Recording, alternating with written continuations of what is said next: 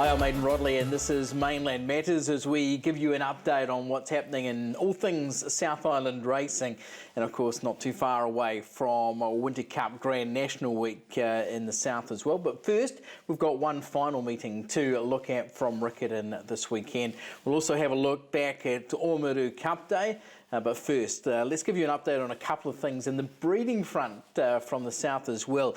Echoes of Heaven will now stand at South Canterbury's Clearview stud in a deal that's been brokered by Aaron Tapper there at Clearview as well. He's an Encosta de Largo stallion who will stand this season at $4,500 plus GST, a half-brother to Reduce's Choice, who's now starting to kick some goals, and he'll be a really welcome addition there to the Southern Stallion ranks. Also, breeding-wise, D&G did top the National Broodmare sale, which was on gavelhouse.com as well. She was knocked down for $105,000 in the end, bought by John Cordina to send to his stallion Ace High, who stands at Rich Hill Stud. So a really nice result there as well, and Peter Corbett delighted with that sale. Obviously sad to see her go, but pleased that she's going to get a real opportunity for her breeding career as well. She was a Group 3 winner of the New Zealand Cup, and of course really emotional times with Peter Corbett, and of course Tyrrell Charles, who died soon afterwards. From the jockey front as well, a couple of points to note. We've seen that Jake Lowry had a ride last weekend in Victoria. He's just going to take his opportunity to ride for Kieran Maher and David Eustace out of their Victorian base.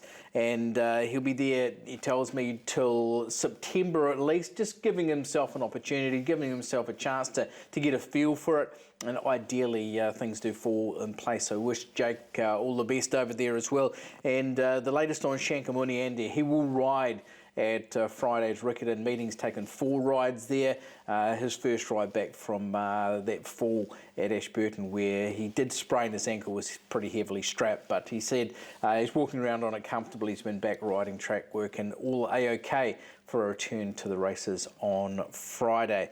Okay, let's go back and have a look at a couple of races from Omaru, and of course the feature there was the Omaru Cup. So let's just take in the last 450 metres, and you can see coming out wide on the track, these two come away and fight it out. On the very outside, Lord Darcy, just on that horse's inside, the Summer Festival. Just keep an eye on William Wallace, who comes from right back last and closes off with all the quickest sectionals in the race. Now, both of these two horses will be late entries into the Winter Cup. It was a really tenacious performance from Summer Festival to win. At some points in the race, you actually thought that Lord Darcy might actually have Summer Festival's measure, but under Courtney Barnes, Summer Festival just kicked back to win. What a story. A horse who was winning a 2018 Italian Derby back at Capinel and now coming back to New Zealand after racing in Hong Kong, was English bred, and now to be winning a race like an Omaru Cup. Fantastic. So we'll now head to that Winter Cup. And also speaking to Bevan Wilson earlier on this week, Lord Darcy as well will head that way. Obviously now with Green Luck paying up, despite his disappointment, there might have been a vet issue there, but Paul Harris has run the ruler over that horse and presses ahead to the Winter Cup now. Summer Festival, Lord Darcy, and a lot of those horses will come in really nicely off at the handicap. Another performance from Omaru, which was really a terrific performance, and I just wanted to focus on, this is race 6, where Eavesdropping won the maiden at this meeting 12 months earlier. You can see here, ridden by Corey Campbell. Now, Corey's eased off the fence around about that 600 metre mark, brings the horse to the outside, 4 wide in the straight, and you look at the horse accelerate in the straight. It wasn't easy going at Omaru. They've run 2 1200 metre times and 1:19.5, so that just gives you an illustration of just how testing this track was.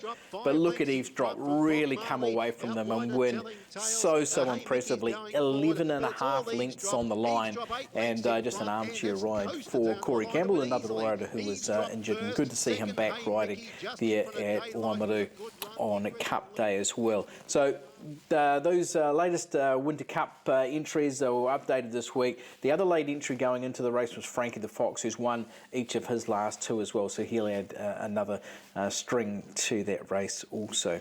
Okay, just a chance for us to go back and have a look at the Riccarton stats. We've just put together a little bit of a graphic for you as well. So a few things here just around settling position and where they've been at the 400 metre mark, which might give you an idea. We've had 6 meetings there now, so 46 races on the poly track at Riccarton, and here's the stats for you. So of those who were settled in the first 5, 32 of the 46 winners have come there. That's 70%.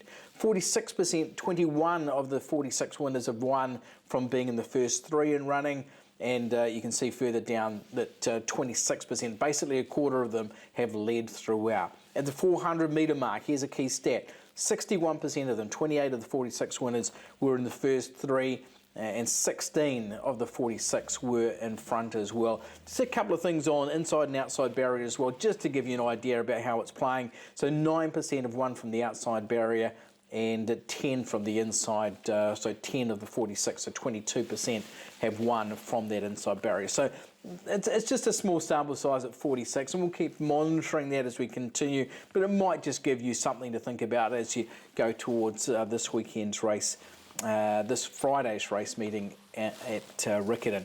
And the horse we've picked out for you, we go back to the most recent race here, and I'm just going to show you one of those horses who was able to take advantage of getting to the inside, getting to the fence, and this is First Rock. This is a dominant performance under Megan Taylor, prepared by Les and Richard Didham there at Riccarton, gets to the front, dominates them, and then just kicks on very, very strongly for what was an ultra impressive win.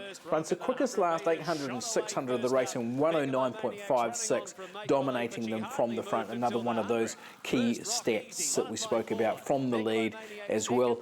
Interesting to see the run of Megalomaniac, who was 4 wide throughout, yet kept on coming, ran the quickest last 400 and 200 of that race as well. So one to watch further down the track. But I think First Rock is a key contender for that meeting on Friday. That'll wrap us up this week on Mainland Matters. Really looking forward to Friday's meeting, and also we're getting closer and closer to Grand National Week. We'll have a look at some very good horses going around in the first week of August at Riccarton. We'll have a look at that next week on Mainland Matters. It's a shame the way you mess around with your man. It's a shame the way you hurt me.